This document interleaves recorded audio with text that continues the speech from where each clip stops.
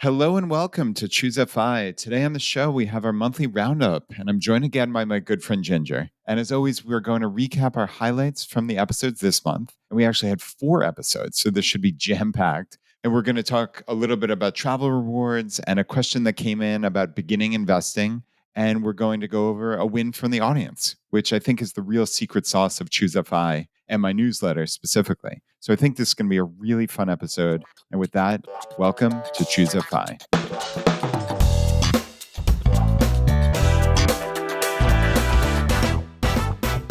Ginger, it's so good to see you. I love these monthly catch-ups. Yeah, me too. I'm looking forward to it.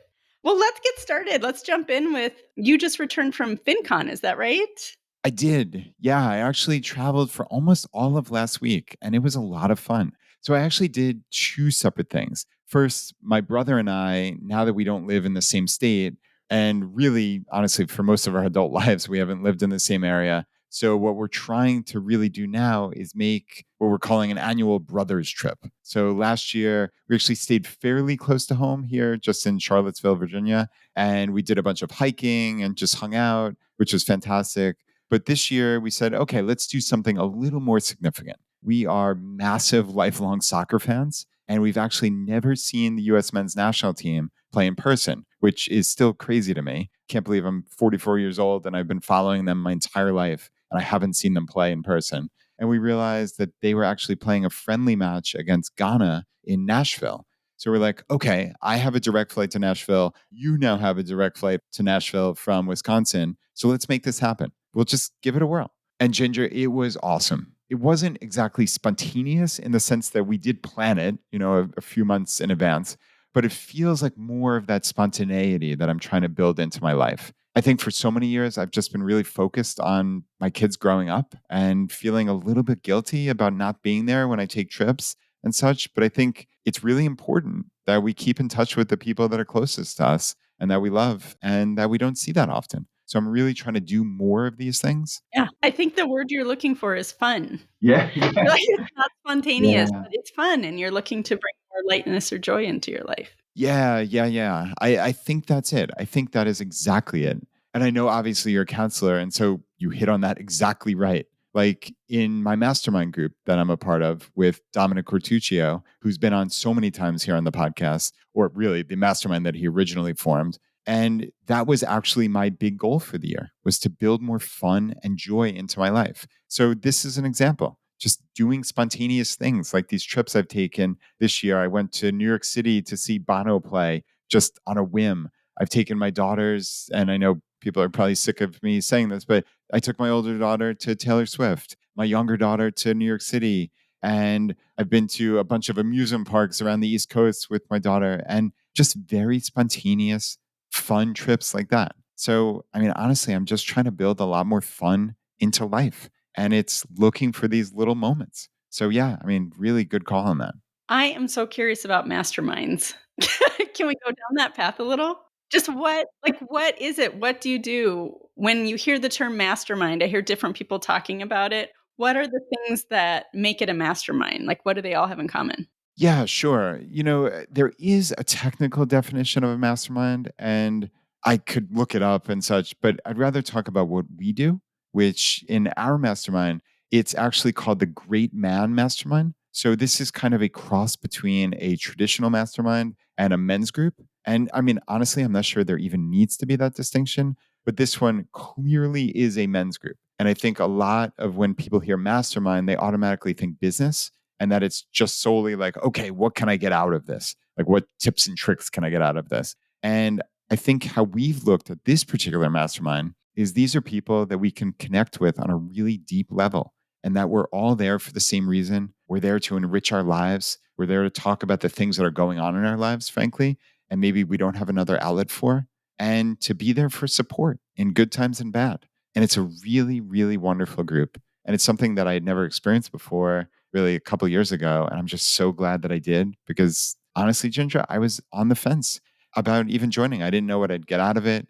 And I think I've gotten way more out of it, both in terms of lifelong friends, but really being able to go deep with people, to hold space when they're having issues in their lives and to just be a sounding board, not to give advice, but to just to be there and to listen and kind of echo back what I've heard and maybe to give a little bit of my own flavor of things. But I mean, ultimately, it's just a wonderful group of people where we all get together and give the best parts of ourselves.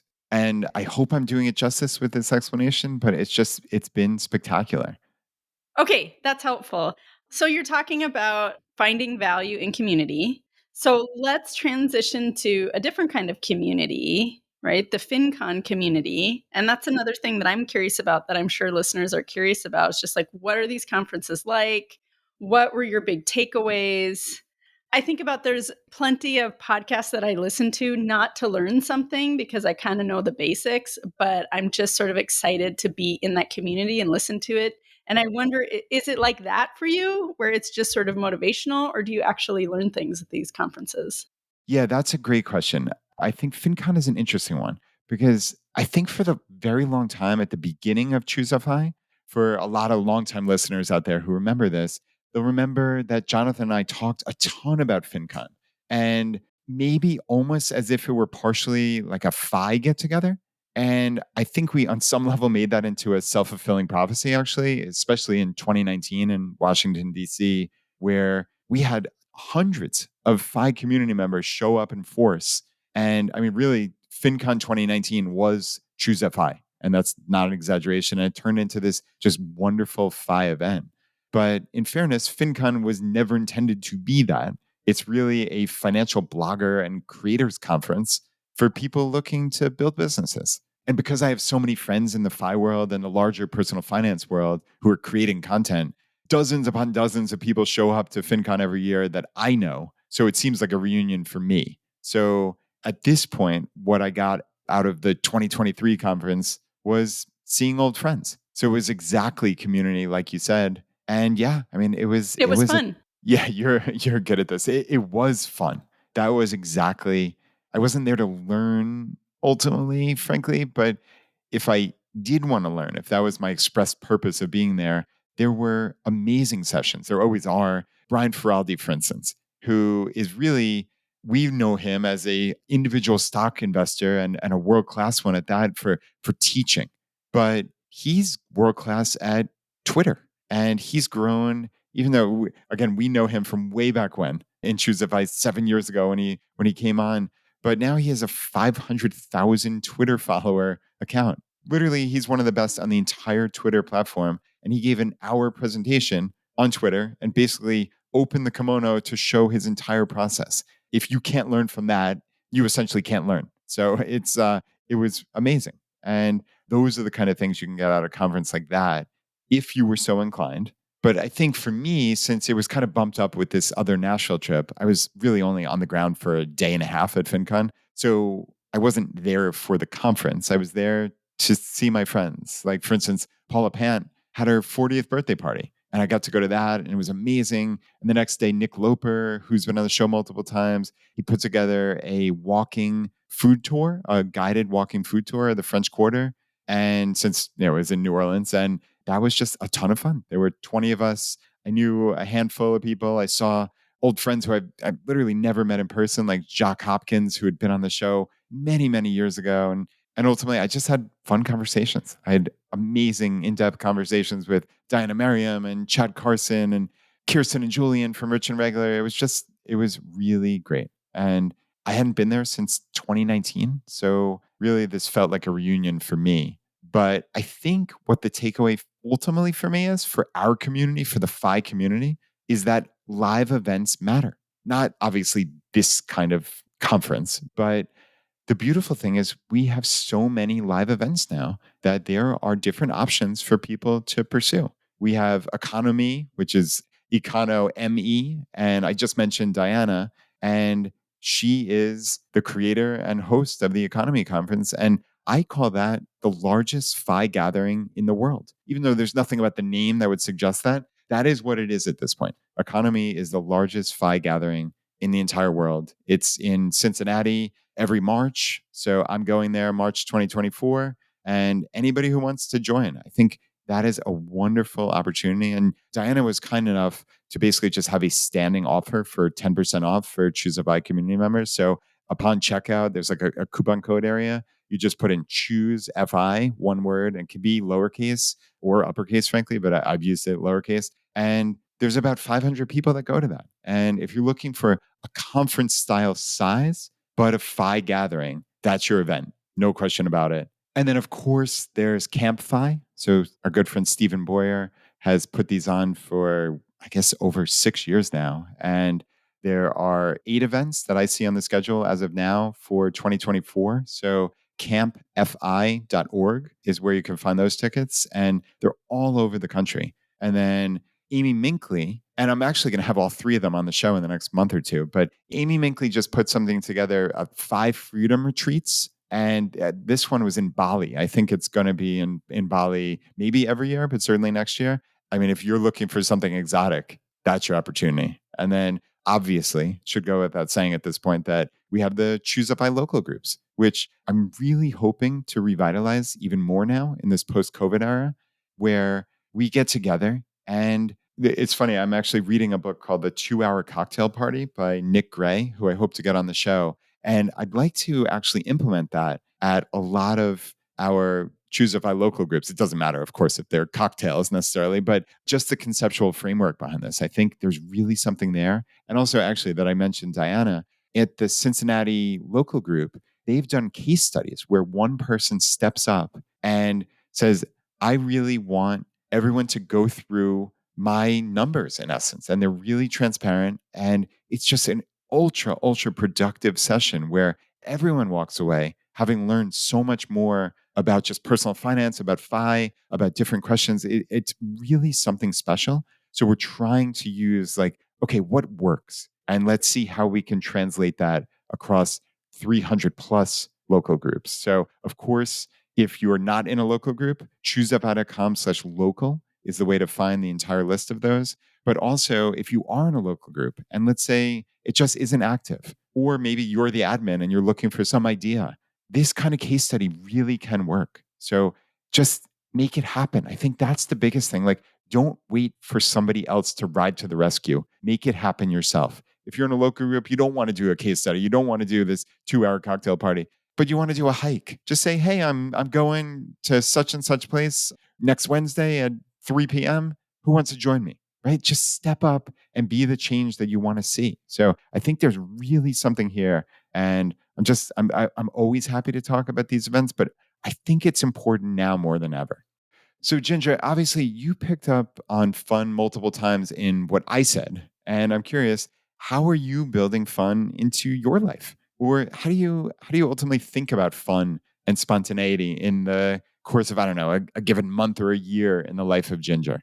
Oh my gosh. So I haven't had time to think about this, but the reason that I was picking up on it is because it is something I've been thinking about in my life, just because, as they say, the season, that you're in. My son is now 7. And I've been thinking so much about how that's so different from any other age that's come before in terms of his independence and feeling like I might be able to pick up some things that have been on hold for a really long time. So I don't have a great answer to it yet, but it's something that I'm thinking about more, that there might be space for me to do things that are fun, not just for my child, but also for me. One fun thing I did, if this can count, last night is I watched a great documentary called Oh, The Deepest Breath. Have you seen it? no. What is it? The deepest what? Breath. It's about free divers. Oh, I heard about this. Laura watched it. I didn't get a chance to yet. Oh my gosh, it's so good. And I was thinking about it too, because you were just talking about community and how important it is to have people around you who are interested in the same things you're interested in. And this is so much about that, about not just free diving, but what it means to those people to be a part of that community. So good. You have to watch it. I definitely will. That is on my short list of things to watch. So yeah, that's very cool. Yeah. And I think that's on Netflix. So yeah, there are actually a couple of things on Netflix that I'm trying to watch. And as weird as it sounds, I'm also trying to, as we've said, I'm trying to build fun into my life in the sense of honestly, I have watched so little in the way of TV and movies in the last maybe 10 years. I think I've probably watched fewer than 10 movies in the last decade. I kid you not, that is not hyperbole. 10 movies in a decade, which is just crazy. And I, yeah, I honestly, I don't know. I just haven't made time for it. I used to love watching movies. I used to love, I mean, all of these things, like listening to music. I'm trying to make more time for it. Just I don't know where the time went, but there are lots of things that I do want to watch. There's a new David Beckham documentary on Netflix, which going all the way back to his early days at Manchester United. And I mean, I followed European soccer and British football specifically since like the mid to late 90s. So all of that stuff brought back a blast from the past for sure. Sure. And I think there's one about blue zones. So the different areas of long-lived people throughout the world, like Okinawa Yeah. and Sardinia. So yeah, those are a couple of things that I'm looking forward to watching. And I've actually been reading more recently, which is yet another thing that I think about as something I love doing, but just haven't all that much. And specifically fiction books. So I've read a lot of nonfiction over the last 10 or 15 years. I don't know, some kind of self improvement, whatever, yada, yada. But I'm really trying to read more fiction. And our good friend over at the Military Dollar, who she's been on the show a number of times, and she told me about this, I don't know how you call it, like a young adult fantasy style series called The Inheritance Games. And it is fantastic. The fourth book actually just came out and I devoured them. I think I read all four of them in about a week or 10 Oh, days fun. time and just really wonderful. And I actually finally, I guess I started listening to a series of audiobooks. So another fantasy series. It's funny because Laura makes fun of me in the sense that pretty much any recommendation that Tim Ferriss passes along somehow or another, I'm like very, very inclined to listen to. And he mentioned this, I think, on the podcast and certainly in his 5 Bullet Friday email, where he was talking about this series by an author named Joe Abercrombie called the First Law trilogy. The first book is called The Blade Itself. And I have literally never had good luck listening to an audiobook before, but he basically said, just give this a try. And the person, the narrator, I guess, basically puts on a one-man play where he has different voices for every single character in the entire series. So, and we're talking probably 50 to 100 different voices. It's the craziest thing I've ever heard, honestly. And he's just one of the most talented people on earth. And it's just like listening to, I don't know, picture like a play that you're just listening to in your ears. And it's just pretty wild. So yeah, if you're into Lord of the Rings or any type of fantasy books, that's a really good one. Start with The Blade itself. Have you read anything good recently? It could obviously be nonfiction too. I don't mean to solely limit this to fiction. I know. I'm mostly a nonfiction girl. I don't think I have anything too interesting to talk about there right now. Okay, here is something that is fun though, travel. It is. So, it's time for us to talk about travel rewards, which we must do every 2 Your months. favorite subject? My favorite subject. But actually, I have a question this time that isn't so much about the travel part as the card part. Okay. So what's going on with me is I love travel reward points, but right now I'm not traveling anywhere and I have some points, which is so great. And I have some cards that are about to renew. So I'm in a position now where I'm trying to decide if I should renew some of those cards. And for whatever reason, it freaks me out to have a bunch of cards. And so maybe that's just the thing I need to get over. But for instance, I have the Southwest card. I have loved it. It has been so great. But I just used all of my points. I have two other cards that I'm using for my daily spending. So I can't see there being a reason to pay that annual fee again because I can't quite see how I'm going to get, many more points. Right. So I guess my question to you is like, how do you go about this process of deciding like when is it time to cull or when is it okay to be spending that annual fee or what's that like for you? Yeah, okay. This is a great one. So I'm glad you brought this up. I think this is probably something we've never really explicitly went through, I suspect, which is why you have the question. And I suspect everybody else does. So there are definitely some layers to this, and I'll try to cover all of them. But first and foremost is just with travel rewards. We are not trying to game the system. We're not trying to pull one over on the credit card companies. You have to think of yourself, this is how I do it, as a partner of the credit card companies. Because if you start doing crazy shenanigans, like back in the old days, the wild, wild west days of travel rewards, people would do crazy stuff like open multiple editions of the same exact card, like back to back to back. I remember people doing that with the Citibank American Airlines cards. and then they'd get the bonus and just close them all like 2 months later. Or, I mean, just craziness. And then they were shocked and appalled when they got blacklisted by, by the credit card companies, right? And the credit card companies, to their great credit, would not let those people apply for more cards. They were literally blacklisted. And I mean, clearly to me, if you're doing stupid things and you're purely gaming the system, you are running the risk of the credit card company saying, I don't want to do business with you anymore. Right.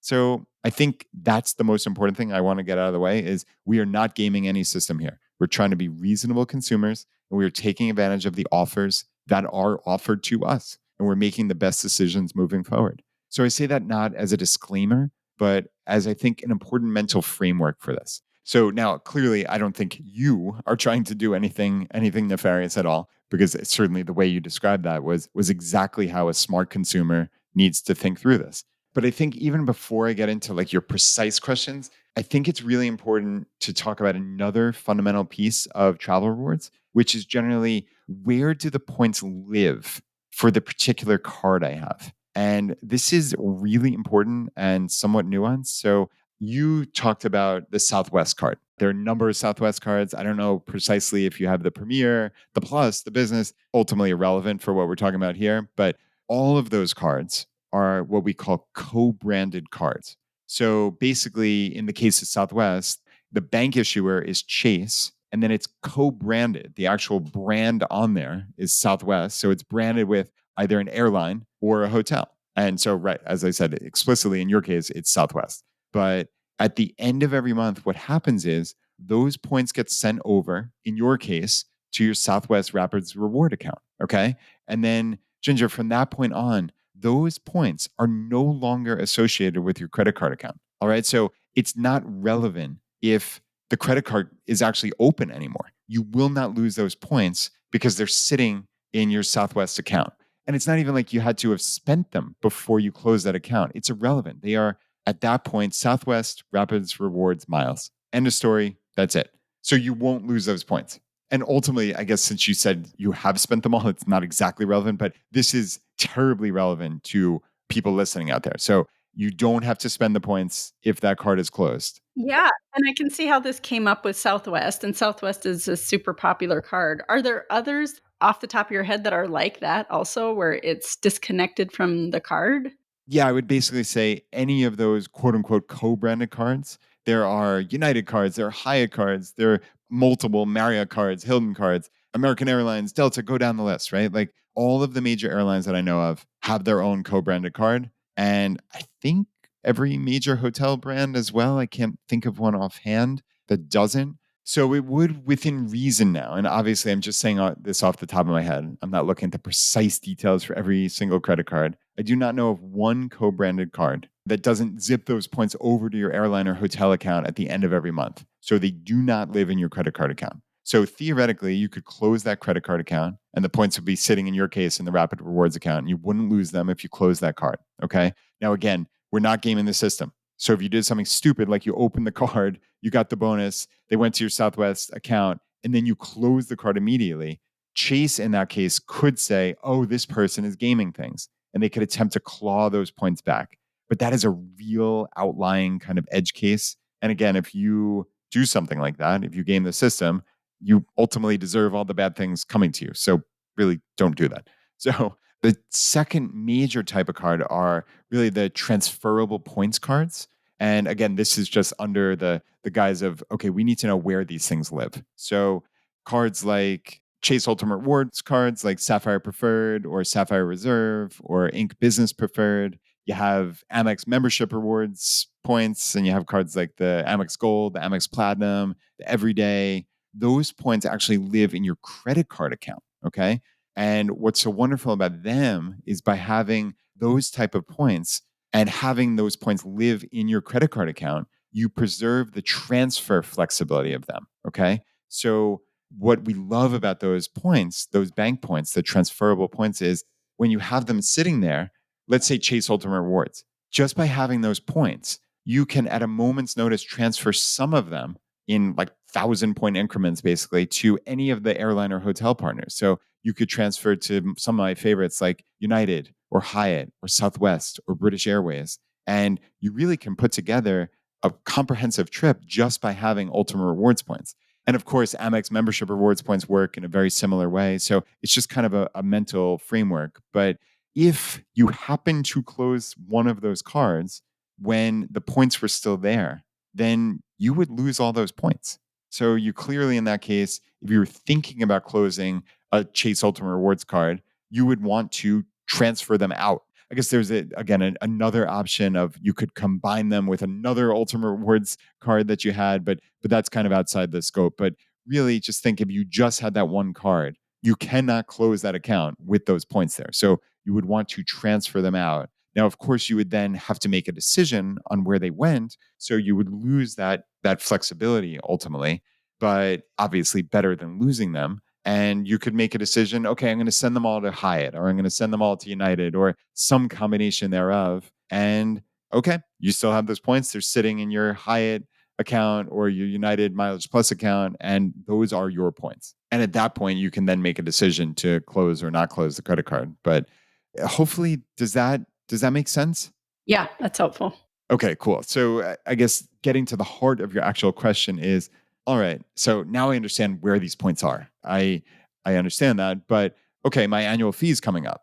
And maybe I've had this card for a year or two or three or who knows. But what do I do? So I think the easiest way to do this is let's play out that this is the end of the first year. So you always look for, hey, what am I getting, if anything, for paying for this annual fee for the next year?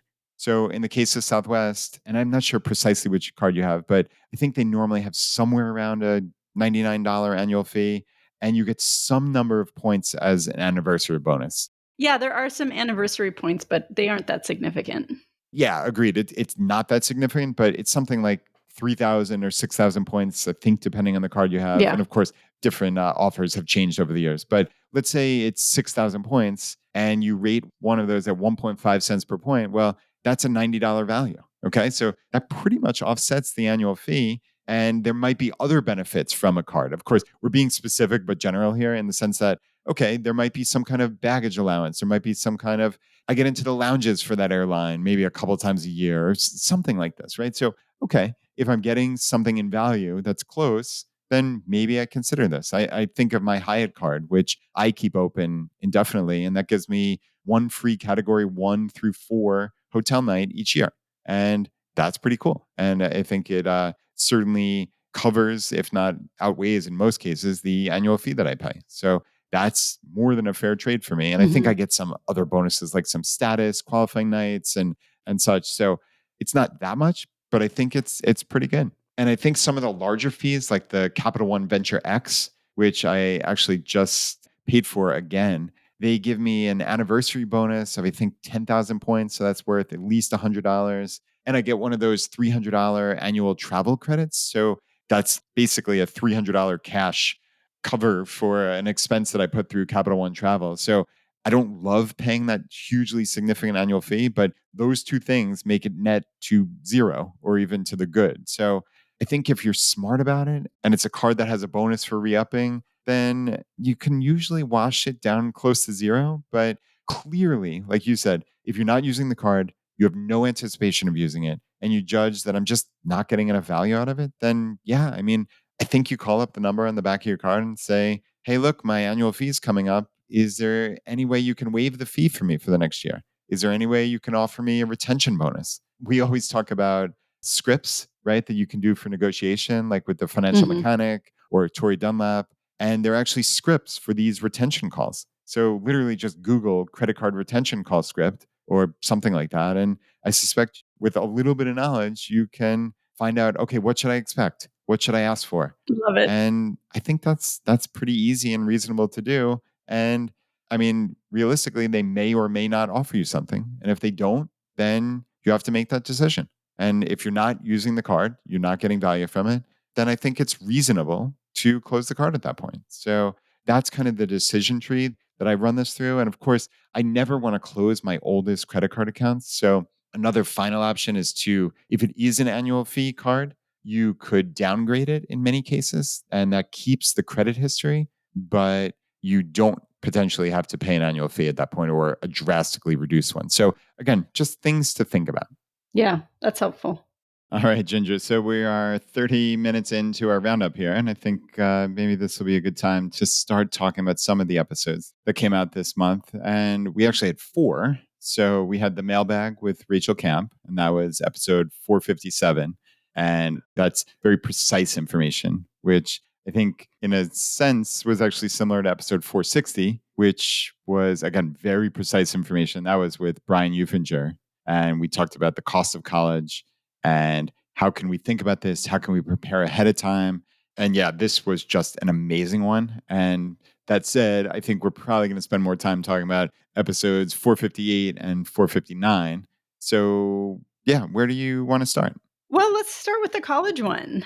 Okay. 'Cause I'm kind of with you where I think it's a really important episode to listen to, especially if you have children who are, say, 7th grade to 12th grade. Yeah. Yeah. Yeah, there were a few things that I learned that I just because I'm not really in that world right now, I had no idea. Like, I had no idea how transparent the merit scholarship situation is for public schools, and I thought that that was super interesting and helpful in terms of how to prepare your kid for, "Hey, here's why these tests are important. Here's what we need to be shooting for." So, for those of you who are lost, he was just saying you can go to I think he was saying you can just go to the website of a public college and it says, "Hey, to get this scholarship, you need to hit this number on your ACT," for example. And when we were that age, this it was just like you don't know, send it in, and maybe it will be good enough for them. And so that seemed like a really big change in the system. Yeah, that was a massive one for me. And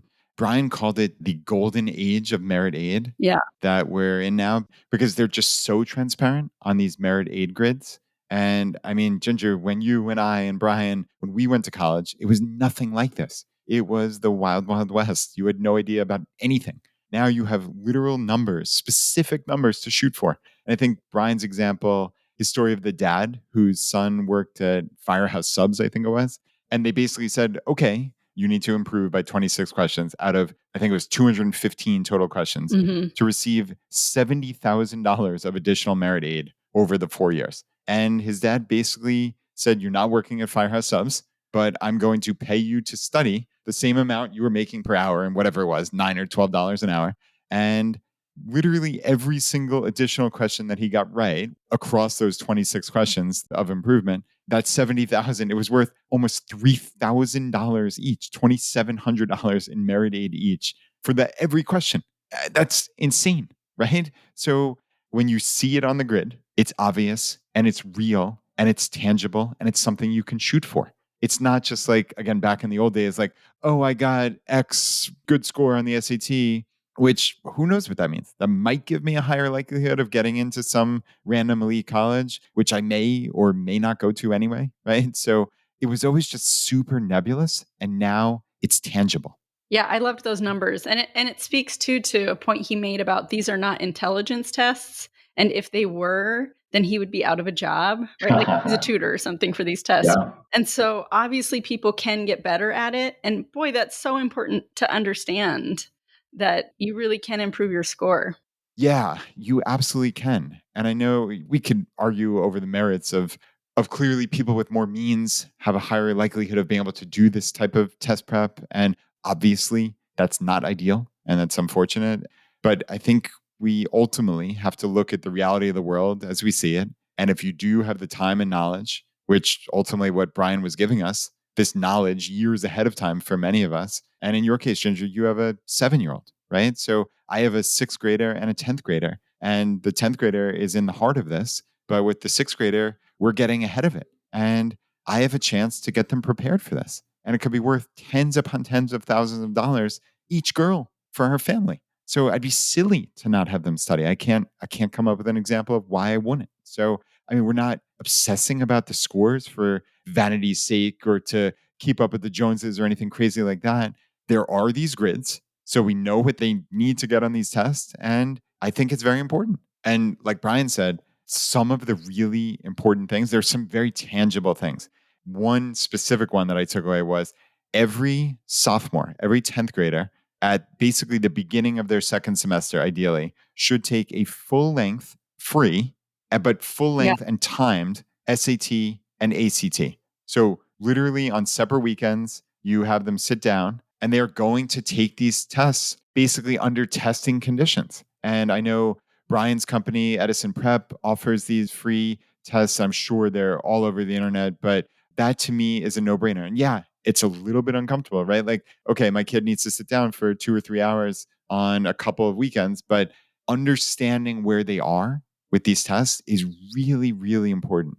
And I think what Brian tried to describe was the point of that is to understand where you are now. And specifically, which of these two tests do you maybe excel at? Are you better at one just naturally? Well, okay, that's the one you need to focus on. It's not like the old days, Ginger. Like, okay, if we're going to a school in the Midwest, they take the ACT. But if you're going to a school on the coast, they take the SAT. Or, I mean, there were all these old school things, but that's not the case anymore. Essentially, every school accepts both of these exams and you want to give them your better one. So, like Brian was saying, it's a waste of time to try to get to be good or mediocre at both of them. Junior varsity, as he called it, right? There's no point to that. It's a waste of time and energy. You want to become varsity. You want to be excellent or the best you can be at one of the exams. So that's why you sit down under testing conditions and take these exams. So that way you have a lot of time to get ready and you focus on that one that you're better at and you move forward from there. And it really, that makes a ton of sense to me. So that's obviously something very specific. Another specific thing, he said the best time, the ideal time, and this doesn't mean it's too late. Otherwise, like we're starting after this, but the best time to start thinking about all of this is eighth grade, which I know it sounds a little premature, but the reason why he said that is many students, many eighth graders are taking courses that their GPAs count towards their high school GPA. So, as we said on those merit aid grids, it's a function of two things, right? It's the test score and it's the GPA. So, clearly, if you did something like you get a C or a D on a course in middle school and that counts toward your high school GPA and the colleges see it, that's going to be unfortunate. It doesn't destroy or torpedo their chances, but if you can possibly, you really want to start doing well on any kind of high school GPA courses, essentially. So that was just another really granular thing that Brian passed along that I thought was important. Okay, should we jump to Farnoosh and Corey's? Oh, yeah, yeah, yeah. I know you thought of these as very complimentary episodes. So I'd love to hear your thoughts. They're the double hitter. I really, really encourage people to listen to both of them because they are both so good, and they both really talk about fear a lot, and so that's why even as I was thinking back on sort of what were my takeaways from those episodes, sometimes I'm kinda getting confused about which idea was in which episode, but yeah, I really enjoyed them. What was one thing you pulled from those episodes? So obviously, Farnoosh is very overt about these nine fears, and Corey's was a little less overt, but Mhm. he talked about how curiosity can often soften fear. And he said, be a little introspective, look for spots of discomfort. And he said, quote, I believe curiosity is the opposite of fear. A lot of times when we think about the opposite of fear, we think of bravery and courage or strength. But if you look at what fear is, it's this tendency to withdraw and kind of shut down and to get small, where curiosity is the tendency to move towards and to expand and to explore. So, on an energetic level, you can say they are opposites. And something about that just really hit me. It's that curiosity can soften fear. I think a lot of times we run away from discomfort, Ginger.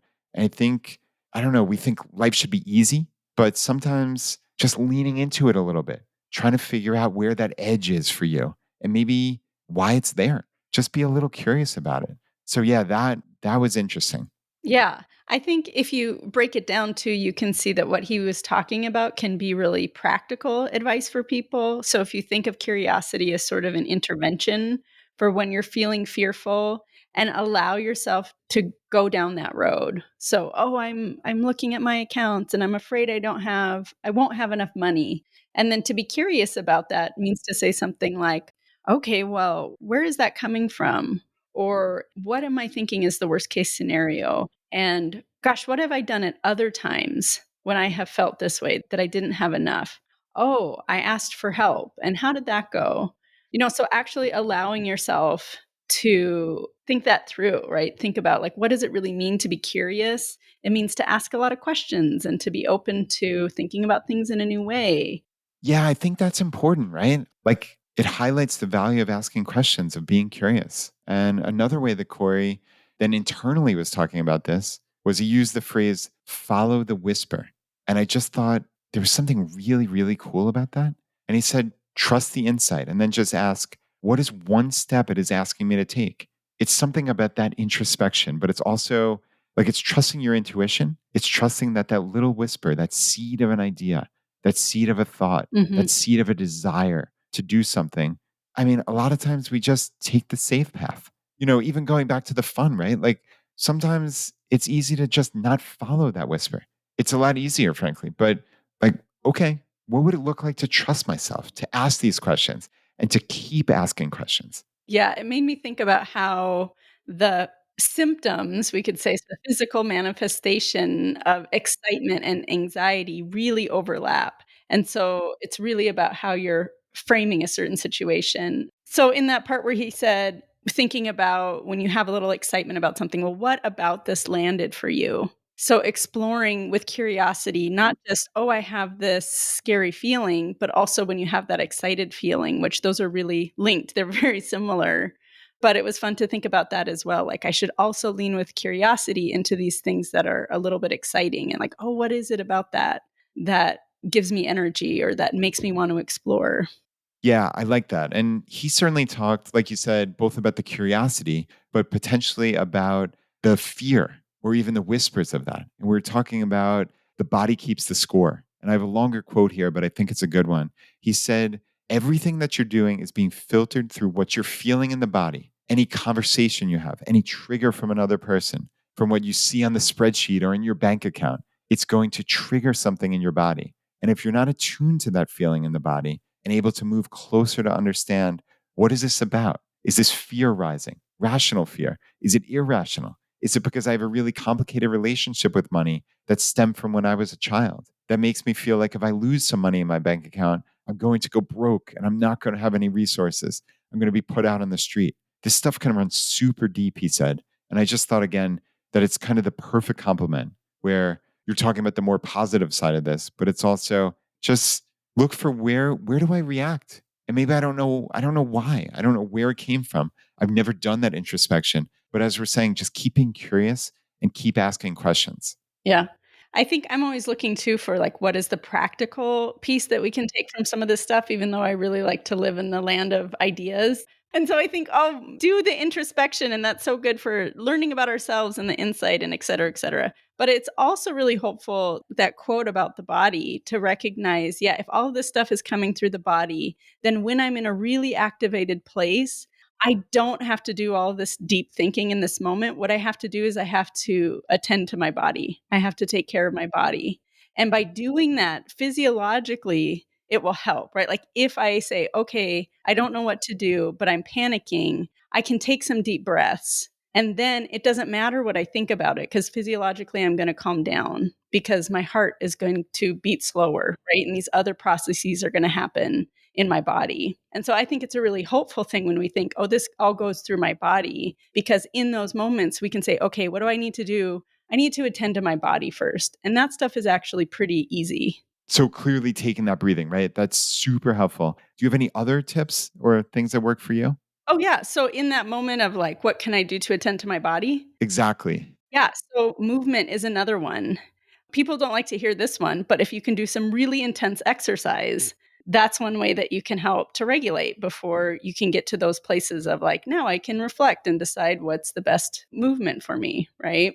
And actually, instead of giving you another one, I'll go a little bit more depth into the breathing one because I think that can be the most powerful one that people have. It doesn't cost any money. You can do it anywhere, right? Most people know it's good to take some deep breaths. Any deep breaths you can do, great. But there's a few things that you can do that might make it a little bit more effective for you. So, one is to make sure that you are breathing from your belly and not from your chest. When we're breathing from our chest, that is our body. We're telling our body, like, get ready for action, right? That's an anxiety state of breathing.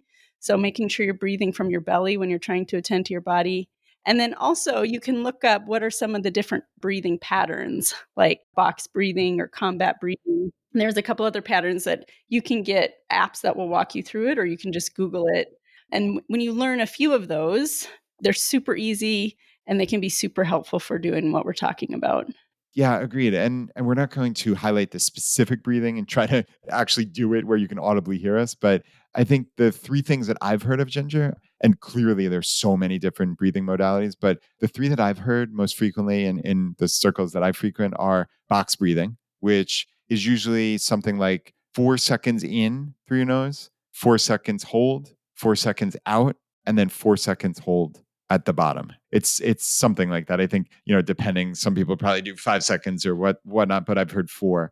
And another one I've heard is 4-7-8 breathing. And of course, you can Google all of these. So definitely box breathing, 4-7-8. And then one that Dr. Andrew Mhm. Huberman talks about all the time is the physiological sigh. And he actually said, neuroscience wise, this is the best way to calm down. And it happens really quickly. It's basically you take this massive inhale with your nose. And just when you think you can't take any more, you then just fill up with another second smaller breath just to fill up even more.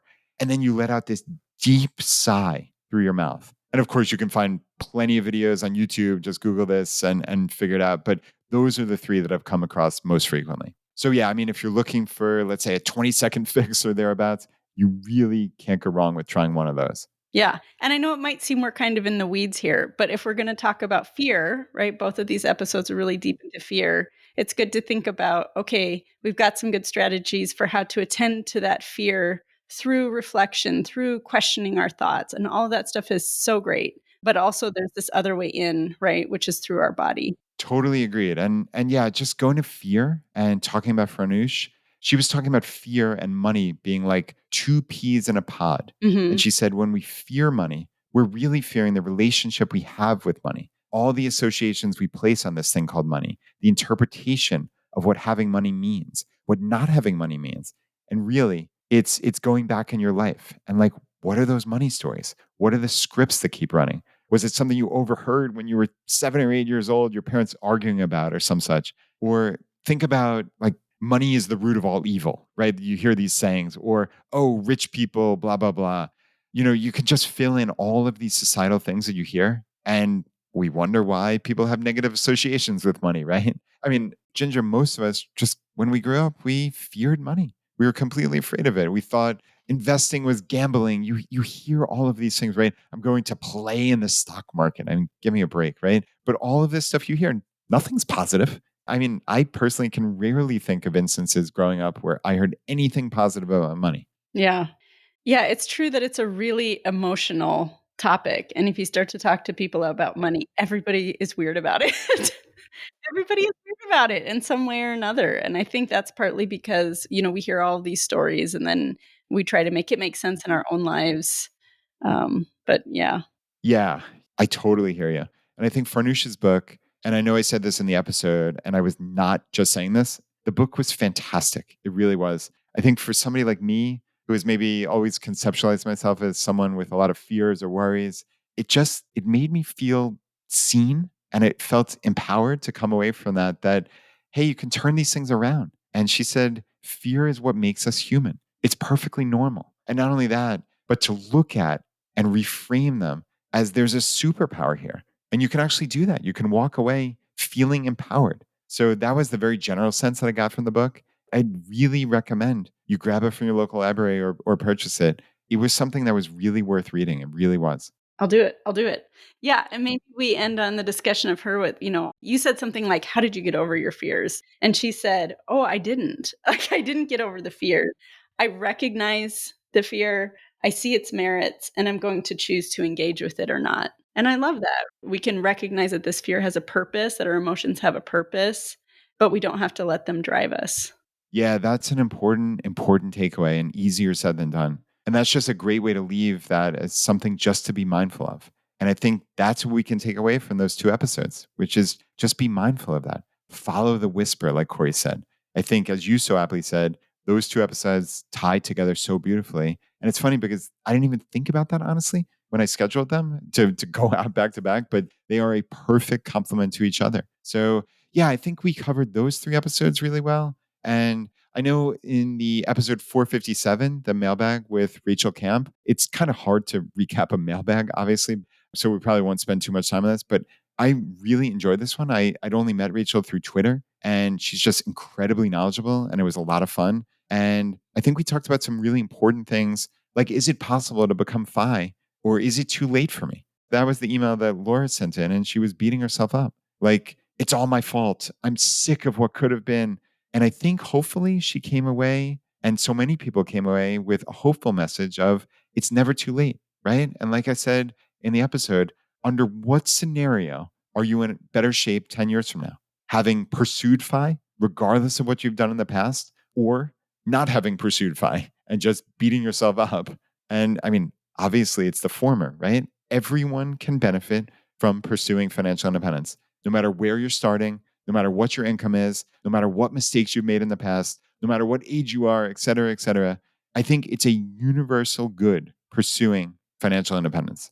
Obviously, Ginger, I'm not naive. I'm not saying it's as easy for everybody as, let's say, a 28-year-old who's coming out with $0 of student loan debt as a doctor and is making $400,000 a year. Okay, I get that. That's easier than someone who's 50, who's made catastrophic mistakes and is just getting started. I mean, we're not fools here, right? We're not trying to fool ourselves or anyone in the community. But I think, and I think this is the important part, is anyone can benefit from pursuing financial independence and just taking actions to make their life better. I think that's the hallmark of this community and of this movement, this worldwide movement.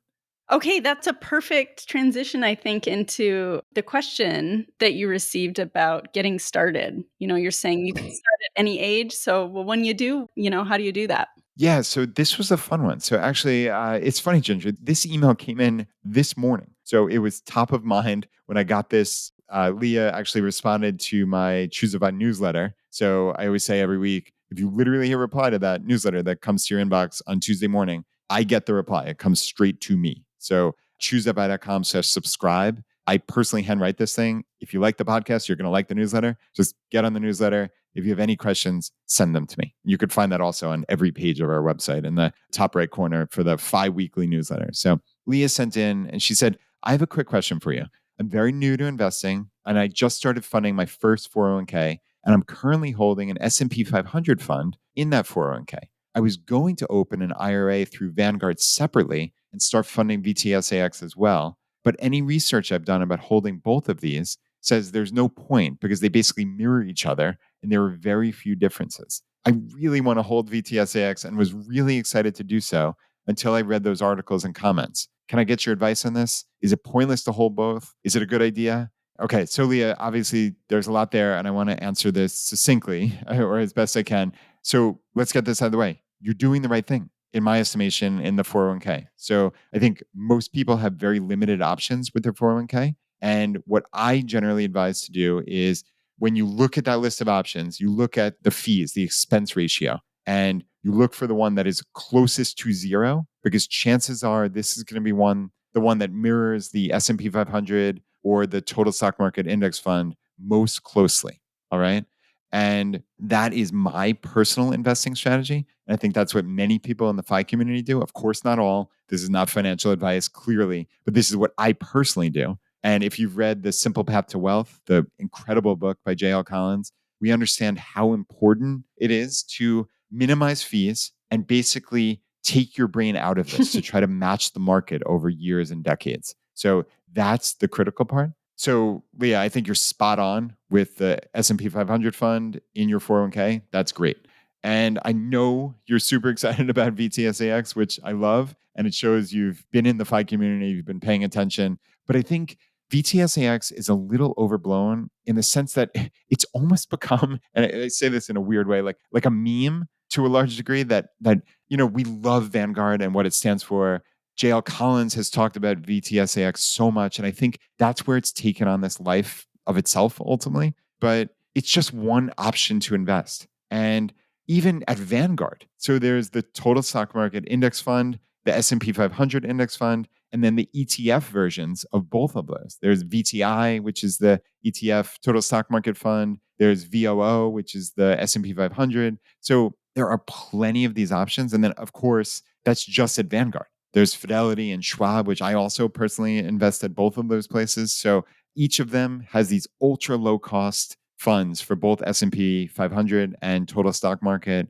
And really, like you said, they are substantially similar. So your research was right in that regard, in that, okay, you don't have to stress about picking between them, especially if you only have one option in your 401k. They are really going to mirror each other very closely. But like the name suggests, S&P 500 is basically 500 companies, whereas total stock market fund is probably closer to 4,000 at this point. So it gets you a little bit of extra diversification in that sense, but only a little because it's cap weighted. So it basically means the smaller companies, you have such a tiny, tiny, tiny little percentage that it rounds down to making very little difference at the end of the day. So hopefully that makes sense. Yeah. So I want to summarize and make it even easier, right?